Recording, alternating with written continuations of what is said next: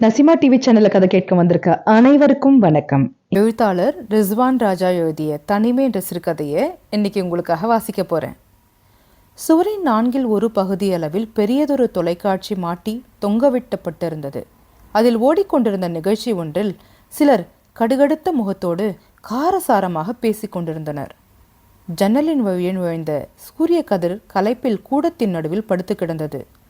செய்தித்தாளை 5வது பக்கத்திலிருந்து 6வது பக்கத்துக்கு திருப்பும் முயற்சியில் மின்விசிறி தனது இறக்கைகளை நீட்டியபடி காற்றில் சுழன்றது.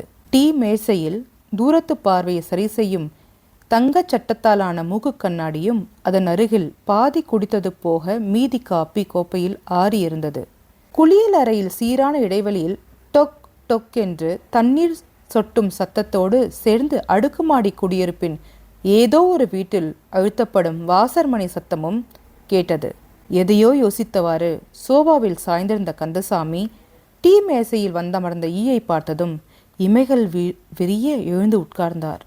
கை, கால், முகம், ரெக்கை, பின்பகுதி என ஈ தனது ஒவ்வொரு பாகமாக துடைத்துவிட்டு சிந்தி கிடந்த காப்பியை உறிஞ்சத் தொடங்கியது. கந்தசாமி அசையாமல் அதையே உற்று பார்த்தார். லேசாக தலையை நிமிர்த்திய ஈ மீண்டும் தனது உடம்பின் ஒவ்வொரு பகுதியையும் துடைத்து கொண்டது. கந்தசாமி மௌனம் கலைத்தவராய், நீ எங்கிருந்து வர? உனக்கு யாரு இவ்வளவு சுத்தமாக இருக்கணும்னு சொல்லி கொடுத்தது?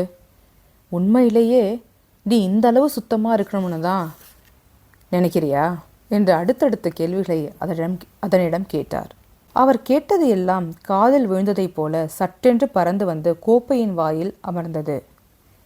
இல்லை, உன்னை நான் விரட்ட மாட்டேன், நீ பயப்படாம பொறுமையாக குடி என்றார். ஈ கோப்பைக்குள் நுழைந்தது. காப்பி நான் போட்டது தான், இனிப்பெல்லாம் எப்படி சரியா இருக்கா என்றார். ஈ அப்படியே நகர்ந்து மேசைக்கு வந்தது. சரி, உனக்கு காப்பி குடிக்கிற பழக்கத்தை யார் ஆரம்பித்து விட்டது? எனக்கு என் பொண்டாட்டி தான். கல்யாணத்துக்கு முன்னாடி வரைக்கும் டீ தான் குடிச்சிட்டு இருந்தேன்.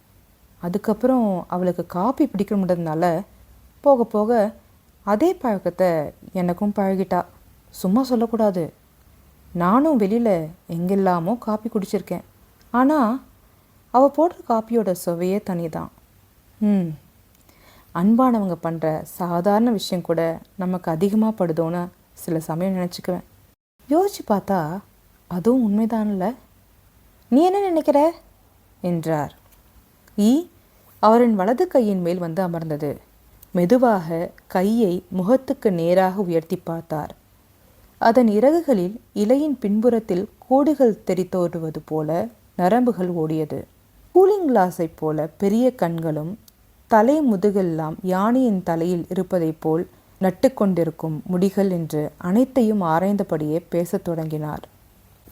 எனக்கு ஒரு பையன் ஒரு பொண்ணு, 2 பேருமே கல்யாணத்துக்கு அப்புறம் பையன் யூஎஸ்லேயும் பொண்ணு கனடாவிலையும் செட்டில் ஆகிட்டாங்க.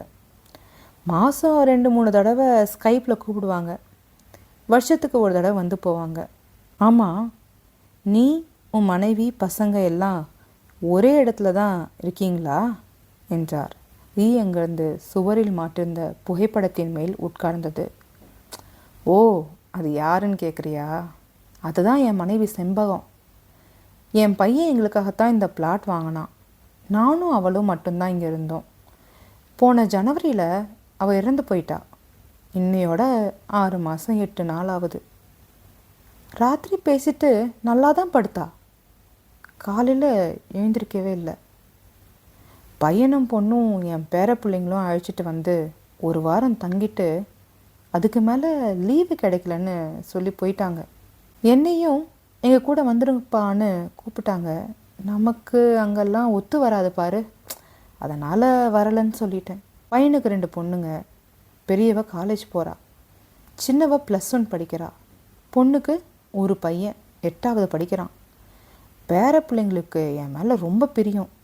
இங்கே வந்தால் போதும், எப்போ பார்த்தாலும் தாத்தா தாத்தான்னு என் கூடவே தான் இருப்பாங்க என்று பெரும் மூச்சு விட்டவரின் கண்கள் லேசாக கலங்கியிருந்தது.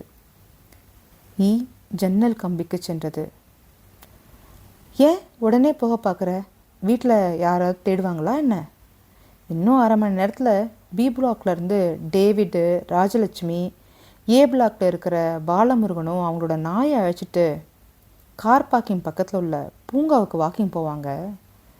நாங்கள் தினமும் அங்கே தான் சந்தித்து பேசுவோம். அவங்க வர வரைக்கும் இரு, நம்ம கொஞ்ச நேரம் பேசிக்கிட்டு இருப்போம். உனக்கு தெரியுமா, நானும் அடுத்த மாதம் ஒரு நாய் வாங்கலாம்னு இருக்கேன். நீ தினமும் என்னை பார்க்க வரேன்னு சொன்னீன்னா நான் வாங்கலை. என்ன சொல்கிற, வரையா என்றார். ஈ பறந்து வெளியே சென்ற மறு நிமிஷம் கந்தசாமி ஓடிச் சென்று ஜன்னலின் அருகில் தனியே நின்றபடி எட்டி பார்த்தார். நன்றி.